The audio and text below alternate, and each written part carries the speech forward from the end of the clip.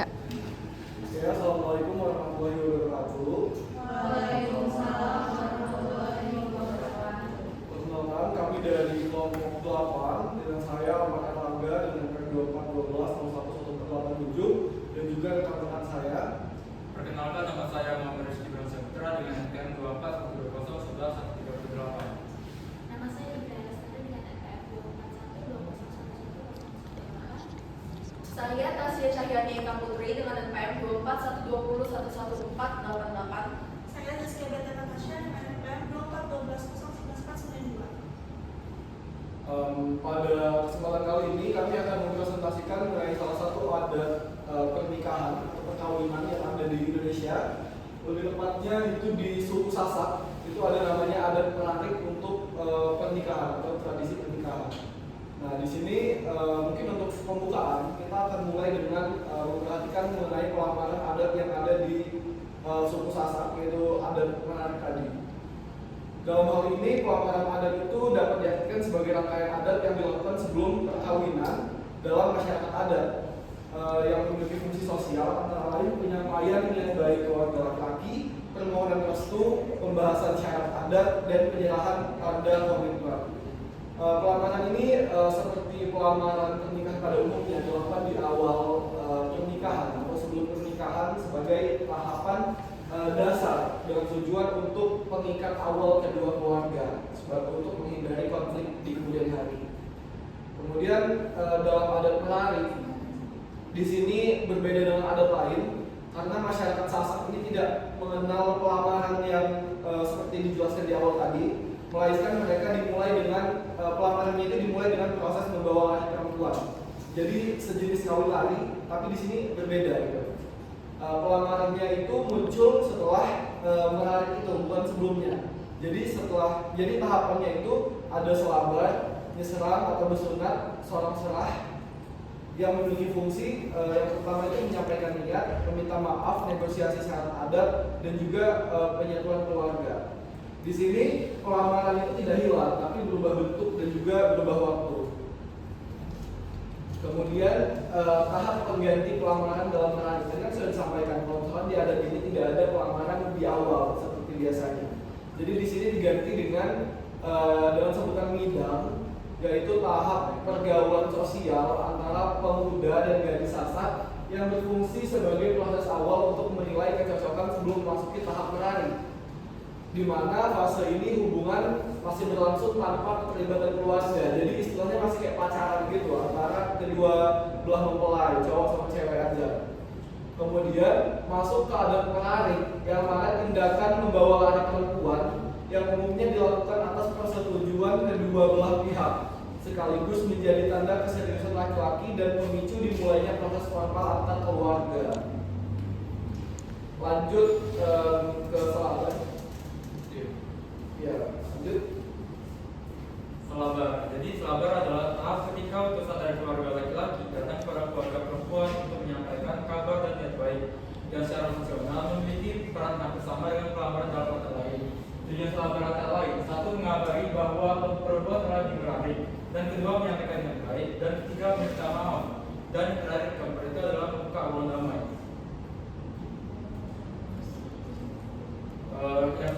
Selanjutnya yaitu jasering atau bersunat.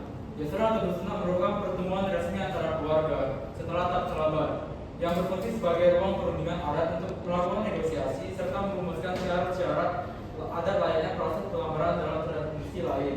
Perihal yang dirugikan antara lain, satu, ajikrame, yakni pembayaran adat secara simbolis. Kedua, isoke, yakni pemberian ke orang tua pihak perempuan. Dan yang ketiga itu ada status kehormatan dan keluarga. Yang terakhir yang keempat adalah rencana seorang serah.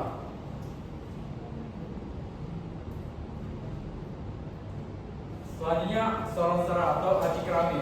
Seorang serah atau ajikrame merupakan puncak prosesi setelah menarik, ditandai dengan penyerahan barang adat, uang atau simbol kehormatan dari pihak-pihak laki-laki pada keluarga perempuan sebagai bukti bahwa secara adat telah terpenuhi.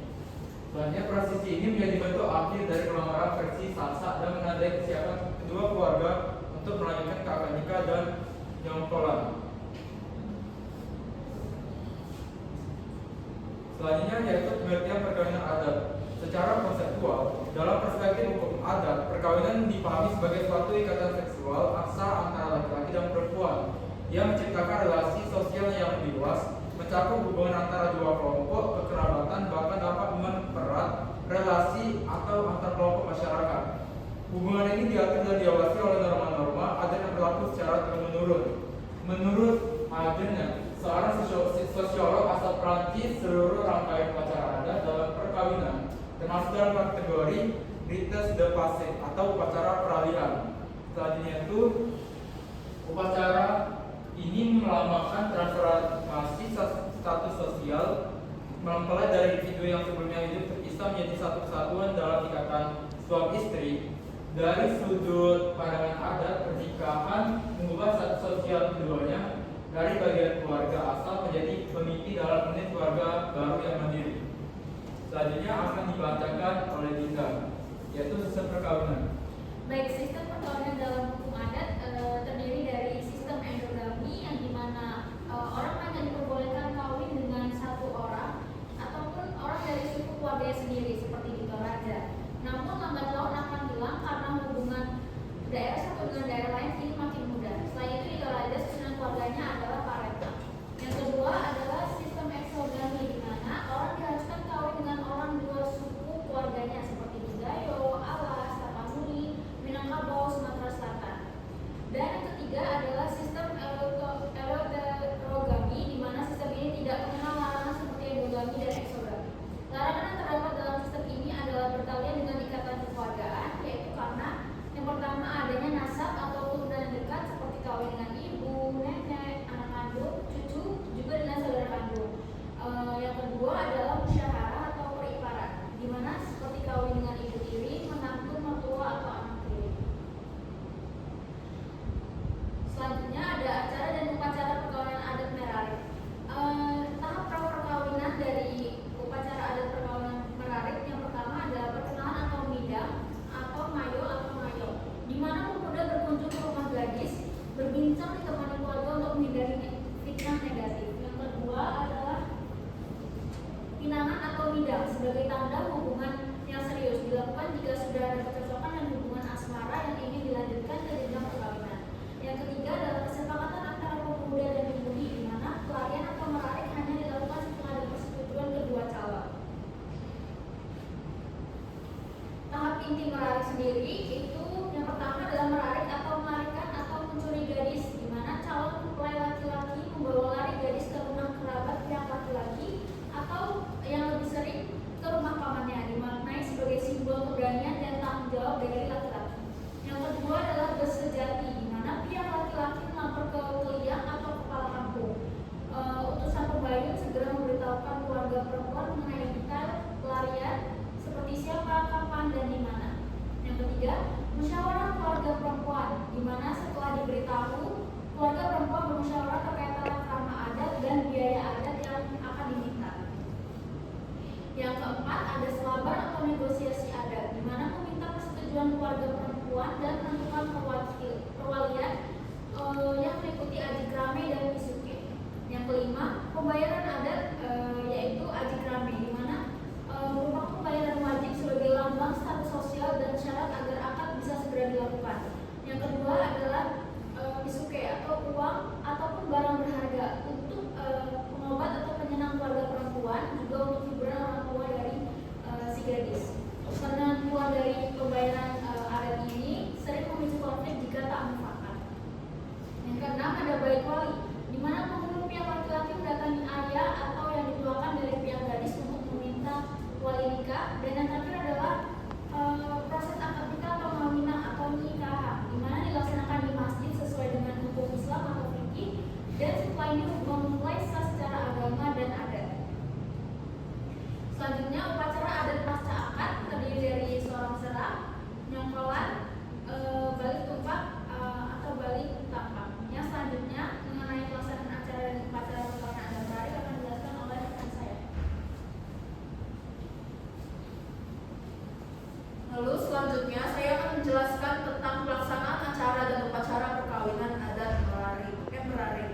Yang pertama adalah pemberitahuan kerabat. Pemberitahuan kerabat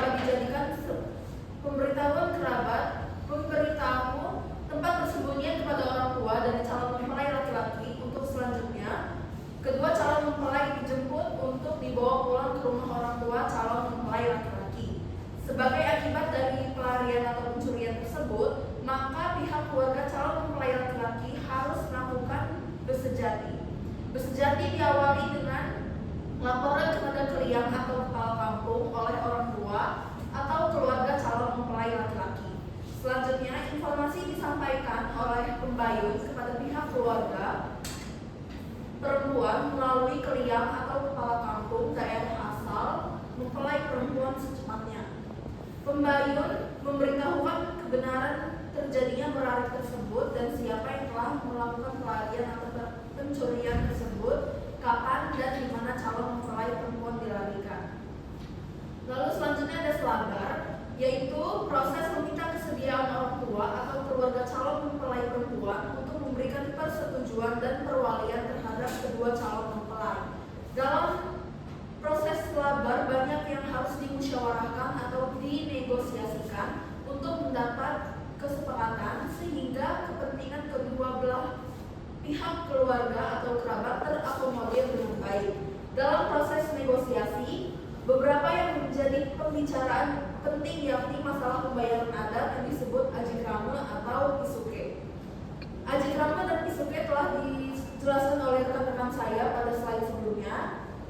Lalu lanjut ke tahapan pisuke. Pisuke juga bertujuan sebagai penghibur rasa sedih orang tua yang akan ditinggal oleh anak gadisnya. Dengan demikian, pisuke semata-mata permintaan orang tua untuk dirinya. Namun ada sebagian pendapat masyarakat Sasak bahwa uang pisuke tersebut digunakan untuk penyambutan pada acara nyongkolan dan untuk mengadakan acara syukuran atau resepsi di rumah pihak perempuan. Dalam penentuan jumlah pisuke ini menjadi rentan terjadinya konflik antara kedua belah pihak keluarga mempelai yang membutuhkan waktu serta tenaga dan pikiran. Besejati dan selabar merupakan laku-laku adat yang ada di masyarakat Sasak yang harus dilakukan oleh pihak laki-laki sebagai akibat dari perlakuannya membawa lari atau mencuri anak gadis seseorang untuk dipersunting. Lalu yang keempat ada nyongkolan, yaitu suatu rangkaian proses perkawinan merarik yang di dalamnya terdapat upacara iring-iringan pengantin dari rumah pihak laki-laki menuju rumah pihak keluarga perempuan dengan diiringi musik-musik tradisional Sasak, misalnya rudat, gendang balek, dan kecimol. Upacara nyongkolan dilakukan setelah akad nikah atau ngawinang yang bertujuan untuk memberitahukan kepada khalayak ramai jika telah terjadi suatu perkawinan antara kedua mempelai agar di kemudian hari si laki-laki tidak lagi mengganggu atau main mata dengan gadis lain karena ia telah berstatus sebagai suami dan begitu pun sebaliknya. Lalu proses yang kelima adalah balik tumpah, yaitu upacara yang dilaksanakan sehari setelah proses nyongkolan, dan dalam acara ini keluarga mempelai laki-laki berkunjung ke rumah keluarga mempelai perempuan yang diisi dengan acara silaturahmi dengan tujuan agar kedua belah keluarga saling mengenal lebih jauh. Acara balik tampah merupakan acara terakhir dari proses perkawinan merarik pada suku Sasak.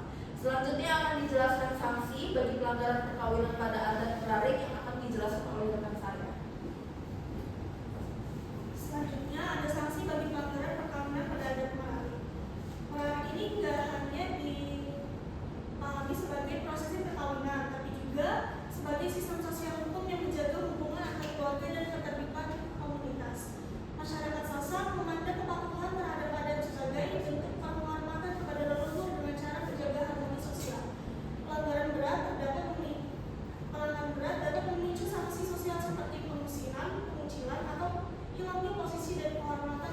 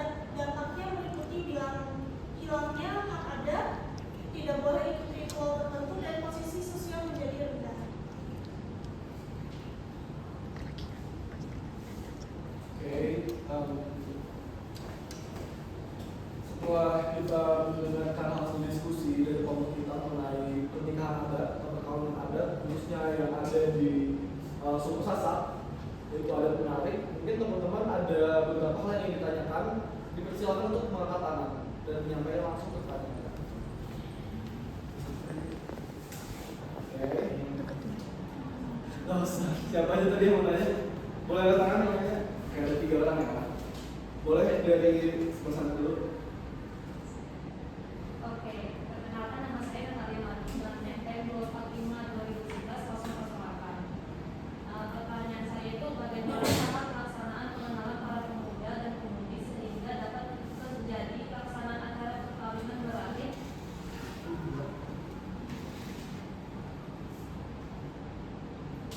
Gimana? Udah dicatat kan? Oke, udah. Oke, yang kedua. Ya, boleh agak keras ya, soalnya. Perkenalkan nama saya Yolanda Pustasari dengan NPM 24-12-01-1601. Di sini saya ingin bertanya tentang apakah pelanggaran setelah menarik tidak memicu konflik antara keluarga. Lanjut, yang terakhir. Perkenalkan saya Olivia Zokaila dan NPM 12-10-11-1538. Saya ingin bertanya apakah praktik menarik itu masih relevan di masyarakat modern yang meningkatkan persetujuan bebas perempuan. Terima kasih. Oke, untuk menjawab pertanyaan dari teman-teman, boleh beri kami waktu sekitar 1 menit untuk berdiskusi.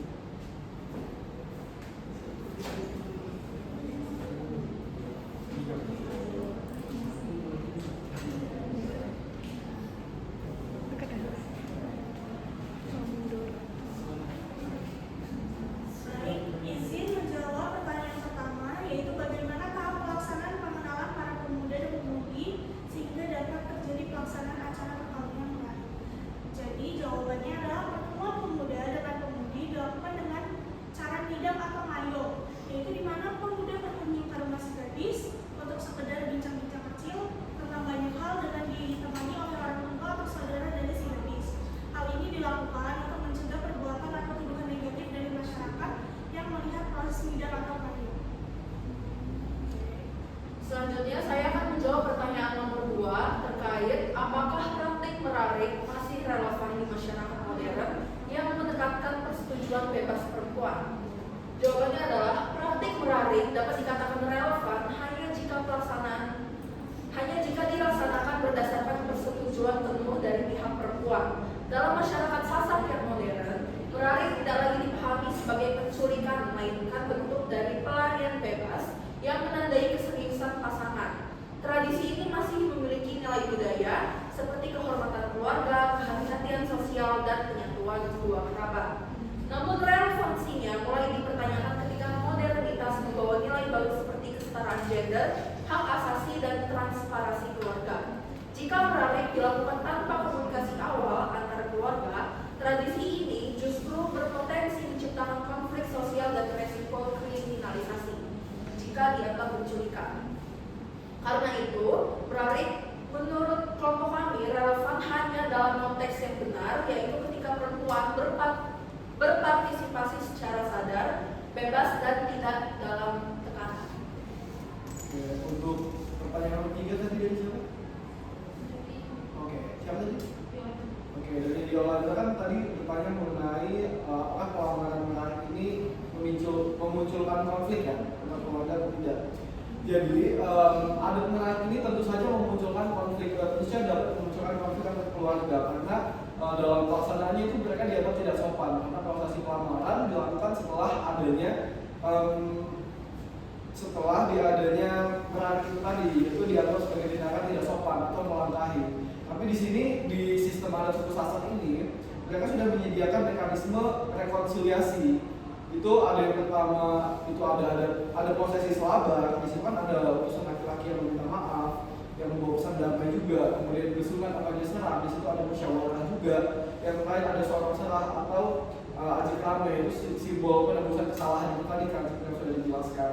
Nah, jadi dalam banyak kasus ini adat menarik ini justru mempererat hubungan antara dua keluarga gitu. Jadi mereka itu yang tadinya tidak saling kenal itu mungkin menjadi berkerabat seperti itu. Tapi kalau keluarga perempuan merasa tidak dihormati, kemungkinan besar konflik itu dapat meningkat dan berujungnya pada putusnya hubungan. Tapi dalam banyak kasus kalau kita sudah masuk ke proses menarik, itu berarti si perempuan atau si keluarga perempuan ini sudah menerima atau sudah menyetujui adanya adat tersebut. Jadi gitu untuk apakah di mereka menimbulkan konflik atau tidak. Mungkin dari teman-teman ada tambahan? Cukup dari teman-teman, audiens, apakah ada pertanyaan lagi? Oke, mungkin sekian presentasi dari kelompok kami, kelompok 8. Apabila ada kesalahan, kami mohon maaf. Lebih kurangnya dari presentasi kami, kita akan sama-sama belajar.